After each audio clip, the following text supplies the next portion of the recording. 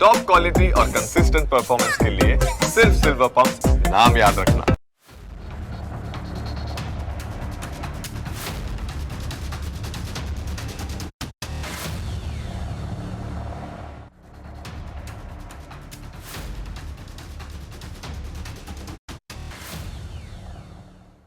Donald ટ્રમ્પની દાદાગીરી, ફાંકા ફોજદારી અને ટેરિફગીરી પર ફૂલ સ્ટોપ મુકાયો છે. તેમણે આખરે ઝૂકવું પડ્યું છે. ભારત અને અમેરિકા વચ્ચે આખરે ટ્રેડ ડીલ માટેની ટેકનિકલ પ્રોસેસ પૂરી થઈ ગઈ છે. આ વાતથી સાબિત થઈ ગયું છે કે ભારત હવે કોઈની ધમકીઓથી ડરતું નથી. એક તરફથી જે પોકળ ધમકીઓનો મારો ચલાવવામાં આવી રહ્યો હતો તેમાં સ્પષ્ટપણે હતાશાનો સૂર વર્તાતો હતો, જ્યારે બીજી તરફ ભારતે અદ્ભુત ગંભીરતા અને અપ્રતિમ સંયમ જાળવી રાખીને વિશ્વને પોતાની ડિપ્લોમેટિક તાકાતનો પરિચય કરાવ્યો છે. આખરે ભારતની આ મક્કમતાનું મીઠું ફળ આપણને મળ્યું છે. આ ડીલ કંઈ કાગળ પરનો કરાર નથી, પરંતુ ભારત માટે આ એક બહુ મોટી નૈતિક અને આર્થિક જીત છે. ભારત સરકારે જે રીતે આ આખી પરિસ્થિતિને હેન્ડલ કરી છે એ ખરેખર પ્રશંસનીય છે અને દરેક ભારતીય માટે ગર્વ લેવા જેવી બાબત છે કે કેવી રીતે આપણે નમ્યા વગર આપણું હિત સાધી શક્યા છીએ. આ ડીલને લઈને લોકોના મનમાં અનેક સવાલો છે. સૌથી પહેલો સવાલ એ છે કે ટેરિફ 25%થી ઘટાડીને 18% કરવામાં આવ્યો કે પછી 50%થી ઘટાડીને 18% કરવામાં આવ્યો. મૂળ વાત એ છે કે જે ટેરિફનો આંકડો 50% સુધી પહોંચી ગયો હતો તેને ઘટાડીને હવે 18% કરી દેવામાં આવ્યો છે, જેને ભારતની બહુ મોટી ડિપ્લોમેટિક જીત માનવામાં આવી રહી છે. ટ્રમ્પે પોતે સોશિયલ મીડિયા પર આ ઐતિહાસિક ટ્રેડ ડીલ વિશે જાહેરાત કરી, જેમાં સ્પષ્ટ જણાવાયું છે કે ભારતીય સામાન પર ટેરિફ ઘટીને 18% થઈ જશે.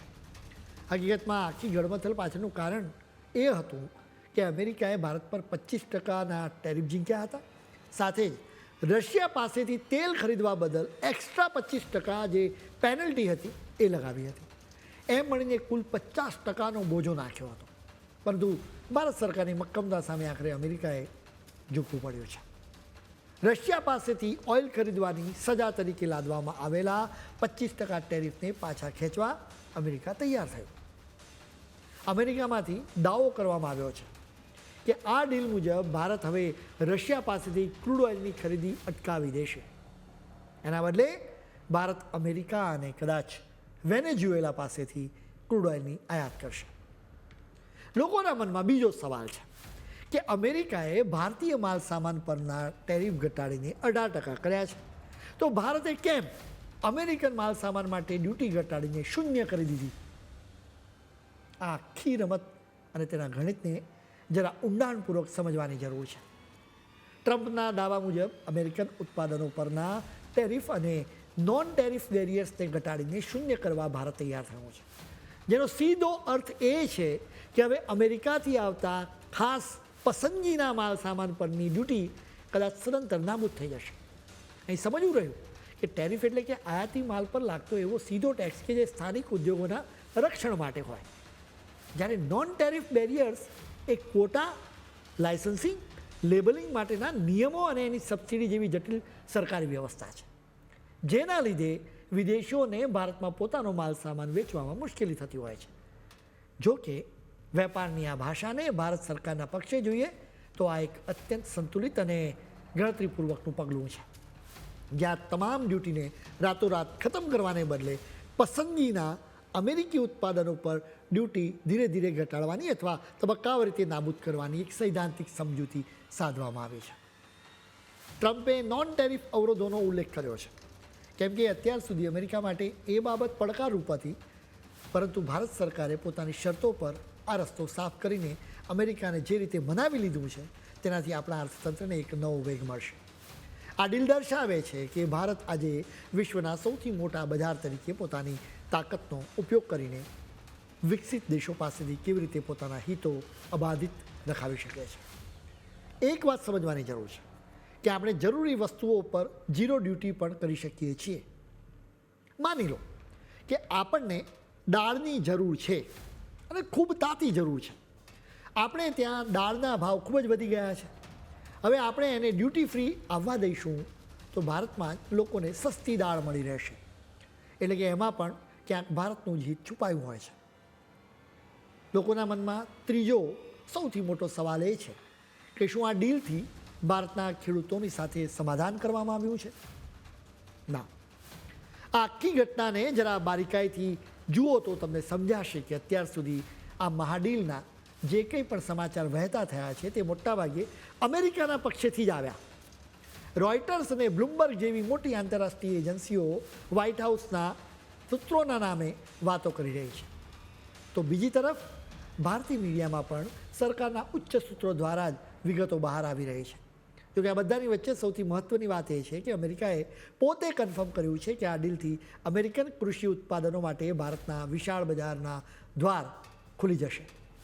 અમેરિકાના કૃષિમંત્રી બ્રુક રોલિન્સે તો સોશિયલ મીડિયા પર અત્યંત ખુશી વ્યક્ત કરતા લખ્યું કે આ નવી ભારત અમેરિકા ડીલના લીધે અમેરિકાની વધુ ખેત પેદાશોની ભારતમાં નિકાસ કરવામાં આવશે, જેનાથી અમેરિકાના ગ્રામીણ વિસ્તારોમાં ડોલરનો પ્રવાહ વહેતો રહેશે. સ્વાભાવિક રીતે આ વાત અનેક લોકોને ખૂંચી રહી છે, કેમ કે પીએમ મોદી અત્યાર સુધી કહેતા રહ્યા છે કે ભારતના ખેડૂતોના હિતોની સાથે કોઈ પણ જાતનું સમાધાન કરવામાં નહીં આવે.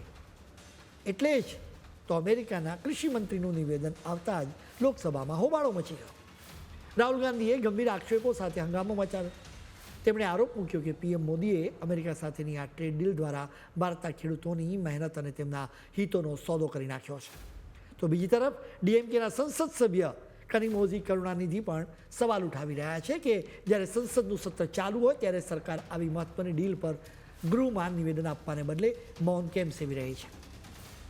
આવા સવાલો બાદ સરકારમાં રહેલા સૂત્રોએ કેટલીક સ્પષ્ટતા કરી. ભારત સરકારે સાબિત કરી દીધું છે કે તે પોતાની શરતો પર સોદા કરીતા જ બહુ જ સારી રીતે જાણે છે.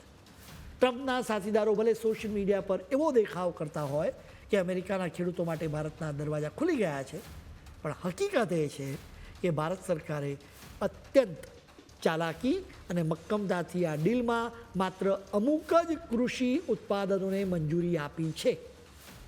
સૌથી મોટી અને ગર્વ લેવા જેવી બાબત એ છે કે ભારત સરકારે પોતાના લાખો ખેડૂતો અને પશુપાલકોના હિતમાં એક લોખંડની દિવાલ ઊભી કરી દીધી. સંવેદનશીલ ગણાતી મુખ્ય ખેત પેદાશો અને ડેરી સેક્ટરને આ ડીલના દાયરાની બહાર રાખીને સંપૂર્ણપણે સુરક્ષિત કરી લેવામાં આવ્યા છે. સરકારે સ્પષ્ટ કરી દીધું છે કે જે રીતે આપણે અગાઉ બ્રિટન, ન્યૂઝીલેન્ડ અને યુરોપિયન યુનિયન સાથેના વેપાર કરારો વખતે પણ આપણા ડેરી ઉદ્યોગો અને ખેડૂતોના હિતો સાથે કોઈ બાંધછોડ નહોતી કરી, એ જ ગંભીર અને મજબૂત વલણ અમેરિકા સામે પણ અકબંધ રાખ્યું છે. અત્યારે બંને દેશોના અધિકારીઓ દસ્તાવેજી કામગીરી કરી રહ્યા છે. આ ડીલે દુનિયાને બતાવી દીધું છે કે ભારત હવે વેપારના ટેબલ પર દબાણમાં આવતું નથી, પણ પોતાની કૃષિ અને ડેરી સંસ્કૃતિને આંચ આવ્યા વગર મહાસત્તાની સાથે આંખમાં આંખ મિલાવીને વેપાર પણ કરી જાણે છે, જે ખરેખર દેશ માટે એક બહુ મોટી નૈતિક અને આર્થિક જીત છે. આ મામલે ખૂબ જ ચર્ચાઓ થઈ. આખરે વાણિજ્ય મંત્રી પિયુષ ગોયલે પણ ખુલાસો કર્યો. તેમણે ચોખ્ખી વાત કરી કે દેશના સંવેદનશીલ કૃષિ અને ડેરી સેક્ટર્સના હિતોની સાથે ક્યારેય કોઈ સમાધાન કરવામાં નહીં આવે. એટલું જ નહીં, અમેરિકા સાથેની ટ્રેડ ડીલમાં પણ કૃષિ અને ડેરી સેક્ટર્સને સુરક્ષિત રાખવામાં આવ્યા છે, કેમ કે પીએમ મોદીની સરકાર ખેડૂતોની આવક વધારવા માટે કટિબદ્ધ છે. હજી આ ટ્રેડ ડીલને લઈને બીજા ઘણા સવાલો છે, જેના વિશે અમે તમને વિગતે વાત કરીશું, પરંતુ અત્યારે સમય છે વધુ એક બ્રેક.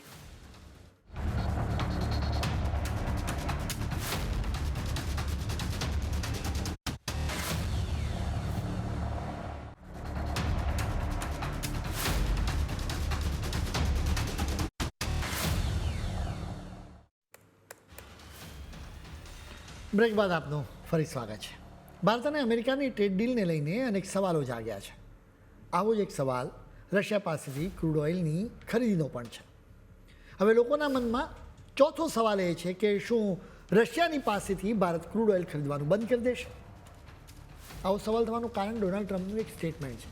તેમણે દાવો કર્યો છે કે રશિયા પાસેથી ક્રૂડ ઓઇલ ખરીદવાનું ભારત બંધ કરી દેશે. ભારત એના બદલે અમેરિકા અને વેનેઝુએલા પાસેથી વધુ ક્રૂડ ઓઇલની ખરીદી કરશે. રશિયા પાસેથી ક્રૂડ ઓઇલ ખરીદવાની વાત છે તો આપણે પાછલો ભૂતકાળ જોવાની ખૂબ જરૂર છે. આપણે દશકાઓથી મોટાભાગનું ક્રૂડ ઓઇલ મધ્ય પૂર્વના દેશો પાસેથી જ ખરીદતા આવ્યા છીએ. 2022માં રશિયાએ જ્યારે યુક્રેન પર હુમલો કર્યો એના લીધે રશિયા પર આકરા પ્રતિબંધો મૂકવામાં આવ્યા અને એ જ સમયે રશિયા પાસેથી ક્રૂડ ઓઇલ સહિતની વસ્તુઓ ખરીદવાનું દેશોએ બંધ કર્યું, જેના લીધે રશિયાએ ડિસ્કાઉન્ટ આપવાનું શરૂ કર્યું. ભારતને સસ્તું ઓઇલ મળતું હતું એટલે જ ભારતે રશિયા પાસેથી ઓઇલની ખરીદી વધારી દીધી. હવે ટ્રમ્પ કહે છે કે ભારત રશિયાની પાસેથી ઓઇલ નહીં ખરીદે. રશિયા આ મામલે થોભો અને રાહ જોવાની નીતિ અપનાવી રહ્યું છે. રશિયન સરકાર તરફથી સ્પષ્ટ કરવામાં આવ્યું છે કે તેમને હજુ સુધી ભારત સરકાર તરફથી આવી કોઈ જ સત્તાવાર જાહેરાત સાંભળવા મળી નથી. રશિયાના ડેપ્યુટી પીએમ એલેક્ઝાન્ડર નોવાકે પણ બહુ જ સહજતાથી કહ્યું છે કે તેઓ સ્થિતિ પર નજર રાખી રહ્યા છે અને રશિયન ઓઇલ અને નેચરલ ગેસની બજારમાં તો હંમેશા માંગ રહેવાની છે. હકીકતમાં ભારત સરકારે હંમેશા રશિયાની પાસેથી ઓઇલની ખરીદીનો બચાવ કરતો રહ્યું છે. આપણે સ્વીકારવું રહ્યું કે આ ડીલને હજી અંતિમ ઓપ અપાઈ રહ્યો છે. ડીલનો ફાઇનલ ડ્રાફ્ટ સામે ન આવે ત્યાં સુધી કંઈ પણ કહેવું વહેલું ગણાશે. વળી એ પણ ધ્યાનમાં રાખવું જોઈએ કે રશિયા સાથે ભારતની પાકી દોસ્તી છે. સમયની પરીક્ષામાં આ દોસ્તી ખરી પણ ઉતરે છે. હવે લોકોના મનમાં પાંચમો સવાલ એ છે કે શું ભારત ખરેખર અમેરિકા પાસેથી $500 અબજની વસ્તુઓ ખરીદશે? હવે આ $500 અબજ આંકડાનું ગણિત અને એની પાછળની ગૂંચવણ સમજવા જેવી છે.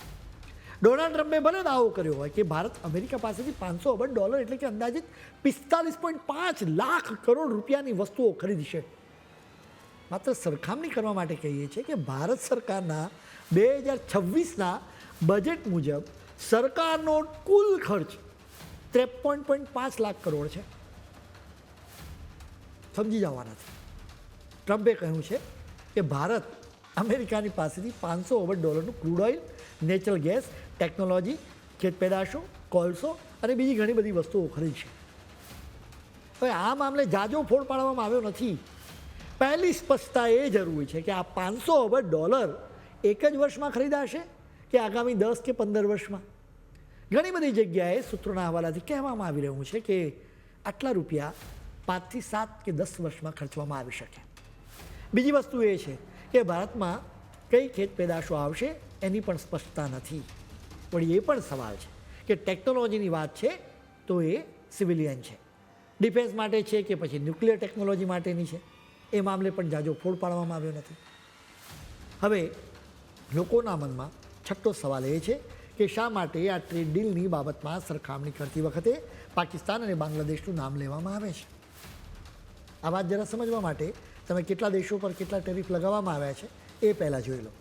બ્રાઝિલ પર 50%, મ્યાનમાર પર 40%, લાઓસ પર 40%, ચીન પર 37%, દક્ષિણ આફ્રિકા પર 30%, વિયેતનામ પર 20%, બાંગ્લાદેશ પર 20%, પાકિસ્તાન પર 19%, તાઇવાન પર 20%, મલેશિયા પર 19%, કંબોડિયા પર 19%, જ્યારે થાઇલેન્ડ પર પણ 19% લગાડવામાં આવ્યા છે. અમેરિકા કાપડ અને એની વસ્તુઓ તેમજ ફૂટવેરની મોટા પાયે આયાત કરતું રહ્યું છે. અમેરિકામાં નિકાસ કરનારા દેશોનો સારો એવો લાભ મળે છે. હવે આ ક્ષેત્રોમાં ભારતને બાંગ્લાદેશ, વિયેતનામ અને કંઈક અંશે પાકિસ્તાન જેવા દેશો તરફથી તગડી સ્પર્ધા મળતી હતી. હવે ટેરિફના લીધે આપણે ત્યાંના ઉદ્યોગકારો માટે મુશ્કેલી હતી. હવે સ્થિતિ બદલાઈ છે. આ દેશો કરતાં ભારત પર ટેરિફ ઓછા છે. એટલા માટે જ ભારતના નિકાસકારોને મોટો લાભ મળવાનો છે. હવે લોકોના મનમાં સાતમો સવાલ એ છે કે આ ડીલથી ખરેખર કોને લાભ મળશે? વાણિજ્ય મંત્રી પિયુષ ગોયલે કહ્યું છે કે અમેરિકા સાથેની ટ્રેડ ડીલથી આમ તો દરેક વર્ગ અને દરેક સેક્ટરને લાભ થવાનો છે. જોકે સૌથી મોટો લાભ આઈટી સેક્ટરને થવાનો છે. આપણે ત્યાંની આઈટી કંપનીઓ ઘણા ખરા અંશે અમેરિકન કંપનીઓ માટે કામ કરે છે. હવે ભારતમાં વધારે ડેટા સેન્ટર્સ આવે એવી પણ સંભાવના છે. આપણા ગુજરાતની વાત કરીએ તો સુરતના હીરા અને કાપડ ઉદ્યોગ, રાજકોટના મશીનરી ઉદ્યોગ તેમજ વડોદરા અને ભરૂચના કેમિકલ ઉદ્યોગોને મોટો ફાયદો થવા જઈ રહ્યો છે. એ સિવાય ઓટો ઇન્ડસ્ટ્રીને પણ ખૂબ જ લાભ થવાનો છે. આપણે યાદ રાખવાની જરૂર છે કે અમેરિકા સાથેના સંબંધો સુધારવાના કારણે સુરક્ષાની દ્રષ્ટિએ પણ લાભ મળશે. અત્યાર સુધી ટ્રમ્પ ભારતને ચીડવતા માટે જ પાકિસ્તાનને પંપાડતા રહ્યા, એટલે પાકિસ્તાન છાકટું બન્યું. હવે એ પણ કંટ્રોલમાં આવશે. એકંદરે આ ડીલ ભારત માટે અનેક અવસર લાવશે. આ ડીલ ખરેખર ભારતીયો માટે વધુ સારા દિવસોના સંકેત પણ લાવી શકે. ખેર, આના ફૂલ સ્ટોપમાં જ આટલું. નવા મુદ્દાઓ સાથે ફરી મળીશું. ત્યાં સુધી મને રજા આપશો. નમસ્કાર.